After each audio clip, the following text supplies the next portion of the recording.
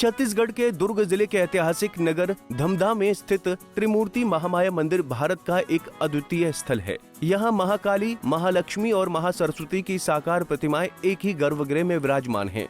माना जाता है कि 1589 में गोंड वंश के राजा दशवंश सिंह की माता को स्वप्न में देवी महाकाली ने दर्शन दिए। देवी ने निर्देश दिया कि उन्हें सिंह द्वार, लक्ष्मी, जोगी गुफा और सरस्वती इमली के वृक्ष के नीचे खोजकर एक स्थान पर प्रतिष्ठित करें। राजा और रानी ने देवी की प्रतिमाएं प्राप्त की और उसी वर्ष त्रिमूर्ति महामाया मंदिर की स्थापना हुई। आज भी मंदिर के गर्भगृह के दरवाजे पर शिलालेख इस चमत्कारी घटना के प्रमाण स्वरूप मौजूद हैं। भारत के छत्तीसगढ़ राज्य के दुर्ग जिले के धमधा में एक ऐसा मंदिर है जहां मां महाकाली, मां महासरस्वती और मां महालक्ष्मी तीनों देवी एक साथ विराजमान हैं।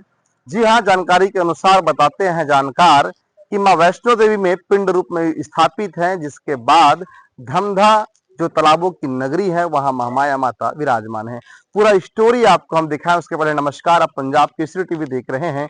मैं हूं हेमंत पाल। सर्दी नवरात्रि की आप सभी को ढेरों बधाई। माता रानी आप सभी के मनोकामना पूरा करे। ये जो पीछे मेरा आप मंदिर देख पा रहे होंगे, ये माता की मंदिर चैत्र नवरात्र और सर्दी नवरात्र में भक्तों का तांता यहाँ लगा रहता है और ये एकलौता एक ऐसा मंदिर है जो छत्तीसगढ़ में यहाँ विराजमान है। इस मंदिर के गर्भगृह में माता महालक्ष्मी, माता महासरस्वती, माता महाकाली एक साथ विराजमान है। मैं आपको दर्शन कराऊं। स्थानीय जानकारों के अनुसार ये मंदिर 700 साल पुराना है। गोंड राजाओं के द्वारा इस मंदिर को बनाया गया था।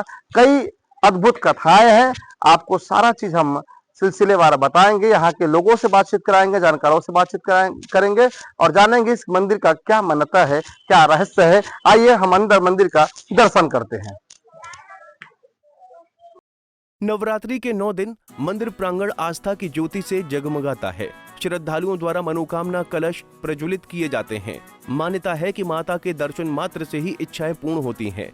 वर्ष 1980 में स्थापित त्रिमूर्ति महामाया न्यास समिति के अंतर्गत ये परंपरा और भी व्यवस्थित हुई है। महाकाली, महालक्ष्मी, माँ सरस्वती तीनों बहनें मूर्ति रूप में सिर्फ यहाँ ही विराजमान है, जो धमधा नगर में है।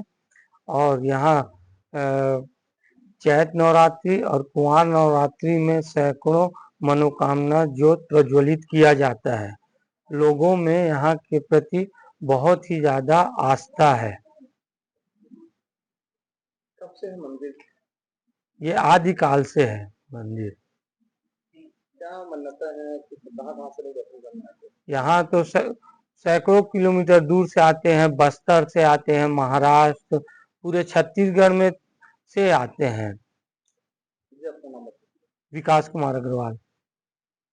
मंदिर में हमारी अटूट आस्था है। हम लोग शुरू से इस मंदिर में आ रहे हैं, जा रहे हैं और माता रानी में आस्था हमारी शुरू से है, हमारे परिवारों का। और जब हमारी शादी हुई तो हम माता रानी की कृपा से ही चाह रहे थे कि हमारे यहाँ एक पुत्री का जन्म हो। और हम लोग शादी के बाद भी यहाँ आए, महाराज जी से मिले। महाराज जी ने कहा कि माता रानी स्वरूप एक पुत्री का जन्म आगमन भी होगा। और हमारी जो पुत्री है, रत्नश्री नाम है इनका, अपने समय से पहले भी आ गई और नवरात्रि के दूसरे दिन ही आई। जैसे आज दूसरा दिन नवरात्रि का है, ब्रह्मचारिणी, उसी दिन ही इनका आगमन हुआ और पहले आ गए। तो हमको ऐसा लगा कि माता रानी स्वयं हमारे घर में आई और अपना स्वरूप लेके आई। और इनके आने से तो घर में एक उमंग, एक आनंद, एक उत्साह है ना, काम व्यापार में, मतलब सभी तरह से ऐसा लगने लगा कि स्वयं माता रानी आई है और हमारे घर में हमारे साथ में है। क्या नाम है? योगेश सोनकर, हमारा गांव है मेरे सरा। हमारा परिवार, मेरी धर्मपत्नी नीलम सोनकर और मेरी बेटी रत्नश्री सोनकर। हमने भगवान के नाम पे रखा है। हाँ बेटा। हम गर्भगृह में पहुंच चुके हैं और तीनों माताएं जो हैं, माता महालक्ष्मी, माता महासरस्वती और माता महाकाली एक साथ विराजमान है। आप देख सकते हैं बहुत ही सुंदर माता एक साथ विराजमान है और भक्तों का तांता यहाँ लगा रहता है। जानकारी के अनुसार आपको हम बताएं, दुर्ग जिले के धमधा ब्लॉक जो धमधा पहले तालाबों की नगरी यहाँ हुआ करता था और गोंड राजाओं का शासन यहाँ था। जानकारी के अनुसार गोंड राजाओं के समय में ये टीला नुमा ये जगह था। सभी ओर तालाब से घिरा एक टीमा नुमा जगह, जहां माता जो है रानी को सपना में आती है और सपना में आके उन्हें एहसास दिलाती है कि वो यहाँ पर विराजमान है। इस मंदिर के को लेकर स्थानीय पुजारी क्या कुछ कहते हैं, आइए उनसे बातचीत करें, समझे, जाने कि मंदिर की क्या मान्यता है, क्या रहस्य है। हम मंदिर के पुजारी से बातचीत करेंगे, समझेंगे, इसके बारे में जानकारी लेंगे। जी जी, मंदिर को लेकर क्या मान्यता है, क्या रहस्य है, क्या जानकारी आपको? मंदिर का यहाँ त्रिमूर्ति महामाया नाम से जाने जाते हैं, महाकाली, महालक्ष्मी, महासरस्वती। यहाँ विश्व में केवल मूर्ति स्वरूप धमधागढ़ ही है। वैष्णो देवी पिंड रूप में है और मूर्ति रूप में केवल। यहाँ राजा मरकामगढ़ है, दशवंशी मरकाम राजा थे और राजा के पास पारस पत्थर था, उसमें लगान स्वरूप नागर को और सोना वो करते। यहाँ सोना पारस पत्थर की वजह से यहाँ बहुत आक्रमण हुआ, ये हुआ। ये पुराने गढ़ है, पहले ये राजधानी था पुराने समय में। अब ये धमधा, यहाँ के राजा बहुत धार्मिक कोरी थे। यहाँ 136 तालाब, 6 आगर 6 कोरी, छत्तीसगढ़ी में कहावत है। 136 तालाब वो किए निर्माण, यहाँ बहुत सारे मंदिर वंदिर वो किए हैं। और माता जो है यहाँ स्वयंभू है, साथ में ब्रह्मा जी, विष्णु जी, शंभू जी है गर्भगिरी में। जैसे त्र्यंबकेश्वर नाथ में पिंड रूप में त्रिमूर्ति वो है, 3 रूप में है, यहाँ मूर्ति रूप में केवल यही है, ब्रह्मा विष्णु महेश। ब्रह्मा की मूर्ति तो ऐसे बहुत कम रहता है, दुर्लभ रहता है। दरवाजे पे शेषनाग जी की मूर्ति है, हनुमान जी, गणेश जी, तीनों वहाँ पे वो है दरवाजे के पास। यहाँ हम लोग 18 पीढ़ी से सेवा देते आ रहे हैं। मैं भी उमाकांत शर्मा सेवा दे रहा हूँ, माता रानी सेवा कर रहा हूँ। माता की उत्पत्ति कब हुआ, किसके माध्यम से जानकारी हुआ, तो बताते विस्तार से। यहाँ ऐसे बताए हमारे पूर्वज, यहाँ राजा सारंगगढ़ के वो थे हाथी, सफेद हाथी लक्ष्मी का प्रतीक माने जाते हैं। वो हाथी मधुमस से यानी पागल हो गया था, तो उसको राजा वहां को किए कि जो अगर मेरे हाथी को ढूंढ कर लाएगा, मैं उसको अपनी एक कन्या और एक गढ़ उसको वो करूंगा, दान में करूंगा करके। तो यहाँ 2 आदिवासी राजा थे, आदिवासी थे जय और विजय नाम के। तो यहाँ आदिवासी लोग उन लोग पकड़ लिए थे। बाद में राजा को पता चला कि इन लोग पकड़े करके, फिर राजा आए और वो अपने कन्या का वो किया और धमधागढ़ को उसको दिए। तो राजा अल्प आयु में खत्म वो हो जाने के कारण यहाँ रानी बुद्धमती वो कारोबार को देखे वो किला का निर्माण किए। किला का निर्माण कर रहे थे, उसी समय रानी को स्वप्न में आया कि मैं यहाँ दरवाजे पे आपके किले के द्वार पे हूँ करके। तो उस समय तो पिंड रूप में था, फिर बाद में माता जब मंदिर निर्माण किए तो स्वरूप में आ गया। तो मरकाम महाकाली को थे पुजारी, तो महाकाली जब वो की एक खुदाई, तो स्वप्न में आया कि मेरा जो पैर है वो पताल तक है, तो माता महाकाली का कमर ही तक है और बाकी महालक्ष्मी महासरस्वती पूर्ण है। फिर रानी यहाँ वो किए, फिर राजा यहाँ अपना वो किए, राजपाट चलाए। भवानी सिंह लास्ट राजा हुए। वहाँ बैतालपुर के से वो आए थे रानी जी, उसके संतान नहीं थे, तो कोई बोलिए कि उसके राज्य रानी चले गए, भग गए, ऐसे करके बोल दिए। तो राजा गुस्से में गए और वहाँ रानी और उसके जो साथ में गए थे यादव जी को वो कर दिए। आज भी वहाँ मरकाम लोग सेवा दे रहे हैं। बाद में यहाँ मरकामगढ़ है, मगर यहाँ आक्रमण हुआ अंग्रेजों मुगलों का, तो सब इधर उधर हो गए।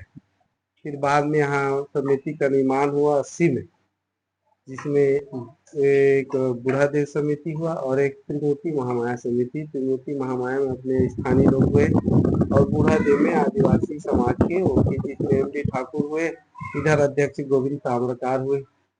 अभी कहाँ से लोग दर्शन करने आते हैं, कितने ज्योति जलते हैं यहाँ? तो दर्शन ऐसा कि यहाँ छत्तीसगढ़ में पूरे आदिवासी समाज का अमावस्या पूर्णिमा, चैत पूर्णिमा में बड़ा सभा होता है, जिसमें पूरे छत्तीसगढ़ के आदिवासी समाज आते हैं, जिसमें 3 दिन 3 रोज का कार्यक्रम रहता है।